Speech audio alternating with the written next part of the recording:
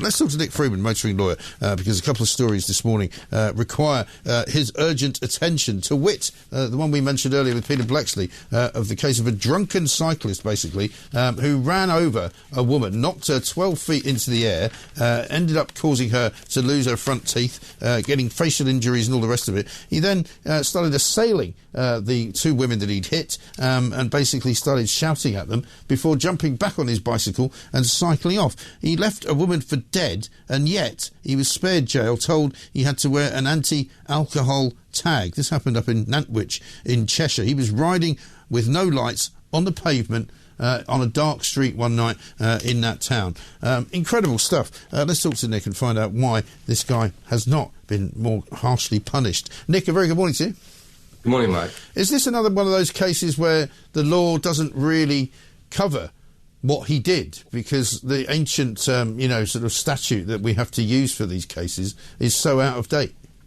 Well, all we've got is basically the Offences Against the Persons Act 1861, wanton and furious cycling, right, which was designed for horse carriages, not for cycles.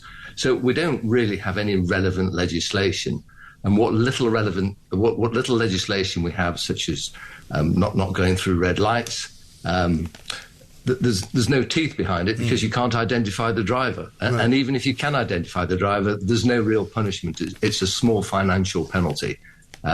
So the law needs to be revised. You and I have discussed this many, many times. I think there was a survey conducted very recently outside St Thomas's Hospital, yes, where about nearly 55% of cyclists went through a red light, some without holding the handlebars, some just missing children.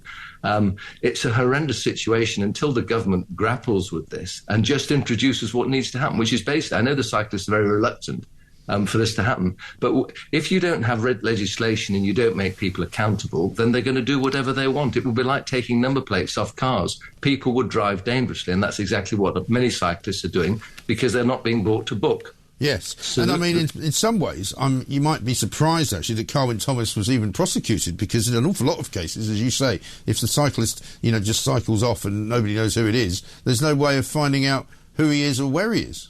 Well, there was a survey that we've just referred to, and do you know how many people were prosecuted out of those nearly 55%? Hardly anyone? Not one. Not one. No. Not one. And why is that? Because we've no idea who. So it's all on video. We've got it there. Yeah, really bad cycling. Some of it particularly dangerous because it narrowly missed pedestrians and children. Not one prosecuted. Because if you don't know who's cycling, if you don't have a system whereby they can be traced, as you do with motor cars, that they cycle with impunity, they can do what they like, and that's exactly what's happening. Yeah. The government, there was a sort of unanimity between the last government and this government in terms of sorting this out and introducing legislation such as death by dangerous cycling, causing serious injury by dangerous cycling. There was serious talk that was going to happen. Of course, there was then the election. So that this new government now needs to address this as a matter of urgency, because the injuries that are happening are rising exponentially. Yeah. And it's something we just think no one can ignore it. We know it needs to happen. We want to encourage cycling, but we need to do so within a legislative framework. Indeed. Peter Hitchens was on with me last week, and he was highlighting a case that happened actually in Oxford of somebody on an e-bike who clattered into another cyclist, in fact, knocking him out and leaving him sort of bleeding on the cycle lane in Oxford. And he was saying that, the advent of these e-bikes has actually made things worse, because, of course, they are much faster, much heavier, and much more likely to cause serious injury to anyone they hit.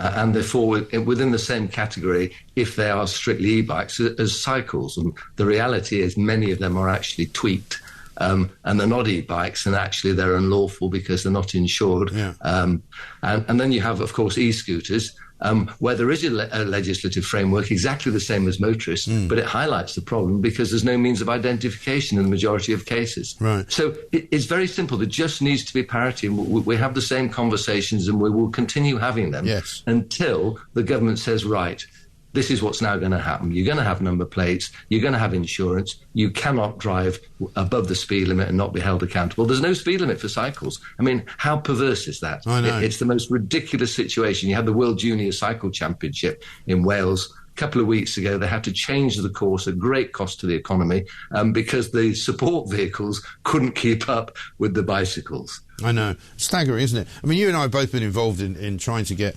Parliament to have a conversation about this, a debate about it.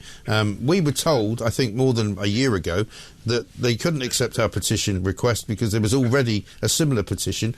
But, I mean, I haven't seen it debated. I haven't seen a similar petition coming up for air. I haven't seen it where you can sign it. No. I'm not aware of one, but I am aware that in 2 weeks' time, the House of Lords are going to have a debate about cycling safety. Okay. And I do feel that people are now realising, whilst we want to encourage it, that we have to make it safe for everyone. And, you know, we have a hierarchy of vulnerability, and cyclists aren't at the top, they're second. Above them is our pedestrians, and they obviously need to be looked after and catered for. So it has to happen. It does. Nick, good to talk to you. Thanks very much indeed. Nick Freeman, motoring lawyer there.